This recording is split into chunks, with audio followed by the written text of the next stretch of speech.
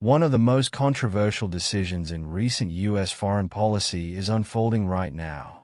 Former President Donald Trump has frozen billions in foreign aid, setting off a chain reaction of lawsuits, diplomatic disputes, and heated political debates. Why did Trump make this decision? What legal challenges is he facing? How will this affect countries that rely on U.S. financial support? This video takes a deep dive into Trump's foreign aid freeze, its political, legal, and global implications, and what might happen next. Stay tuned, and don't forget to like, subscribe, and comment with your thoughts. Why did Trump freeze foreign aid? The United States has long provided foreign aid to countries around the world for humanitarian, military, and economic purposes. In 2023, the U.S. spent approximately $60 billion in foreign aid, supporting everything from disaster relief to counterterrorism operations.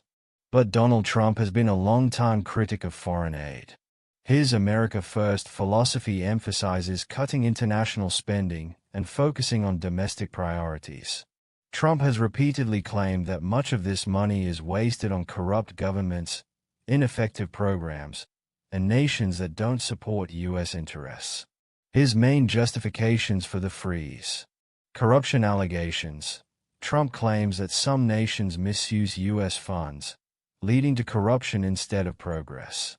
Lack of reciprocity. He argues that many countries receiving aid do not offer support or economic benefits to the U.S. in return. America's financial priorities.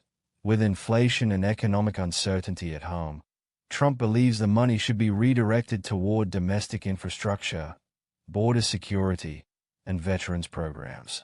This decision is not entirely unprecedented. In 2019, Trump attempted to cut aid to Guatemala, Honduras, and El Salvador, citing similar reasons. However, strong pushback from Congress forced him to reverse the cuts. This time, Trump seems determined to push the freeze through, setting the stage for a major legal battle. The legal challenges against Trump's decision. Almost immediately after the aid freeze was announced, lawsuits began to pour in. The key question: does the president have the legal authority to unilaterally freeze foreign aid that has already been approved by Congress? Key legal issues. Congress controls federal spending. Article 1, Section 9 of the U.S. Constitution gives Congress the power of the purse. Critics argue that by halting funds already authorized by Congress, Trump is overstepping his executive authority. The Empowerment Control Act, 1974. This law was passed after President Nixon tried to withhold funds that Congress had allocated. It limits the president's ability to block spending without congressional approval. Emergency powers argument. Trump's legal team is arguing that national security concerns give the president the power to suspend or reallocate aid.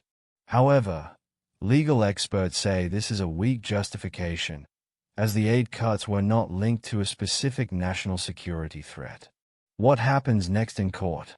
Legal experts predict that the case could go all the way to the Supreme Court, making it one of the most significant rulings on presidential spending powers in modern U.S. history.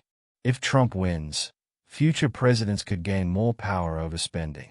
If he loses, it could reinforce Congress's control over the budget, countries affected, and their responses. The foreign aid freeze has major consequences for dozens of countries, particularly those heavily dependent on U.S. funding. Major countries impacted. Ukraine. The country has been receiving billions in U.S. military aid to counter Russian aggression. The freeze could weaken Ukraine's defenses, potentially strengthening Russia's position in Eastern Europe. Afghanistan. Following the U.S. withdrawal, Afghanistan's fragile economy is collapsing under Taliban rule. Without U.S. aid, humanitarian groups fear worsening poverty, starvation, and instability. African nations. Many African countries rely on U.S. aid for HIV/AIDS treatment, famine relief, and development projects. Programs like PEPFAR, President's Emergency Plan for AIDS Relief, may now face severe cuts. Latin American nations. El Salvador. Honduras, Guatemala.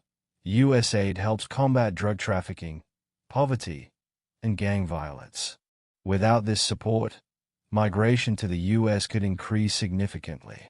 Global reactions. The European Union has strongly criticized the decision, warning that it could destabilize global security efforts. China and Russia are seizing the opportunity to expand their influence in affected regions, offering financial aid and investment deals to fill the gap left by the U.S. The United Nations has condemned the move, calling it a setback for international cooperation. The domestic debate, supporters versus critics. Trump's decision has deeply divided politicians, experts, and the American public. Supporters of the foreign aid freeze say the U.S. should prioritize domestic spending over international assistance. Aid to corrupt governments is often wasted or misused. Other wealthy nations, like China and the EU, should contribute more.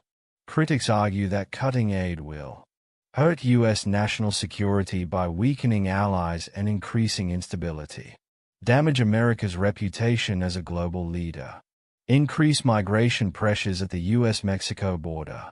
Even within the Republican Party, there is division. Hardline conservatives support the move, while moderate Republicans worry about long-term consequences. What happens next? With legal battles underway, what are the possible outcomes? Trump wins the legal fight. Future presidents could have more control over foreign aid spending. Trump loses in court.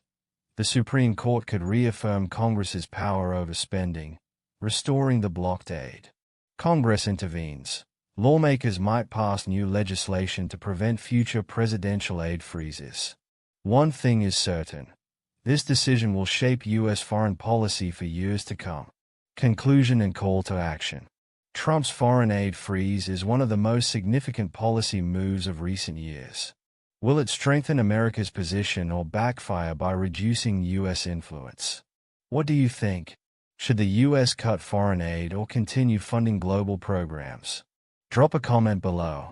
Subscribe to Pulse of Politics for more deep dives into major political issues. Hit the bell icon for updates.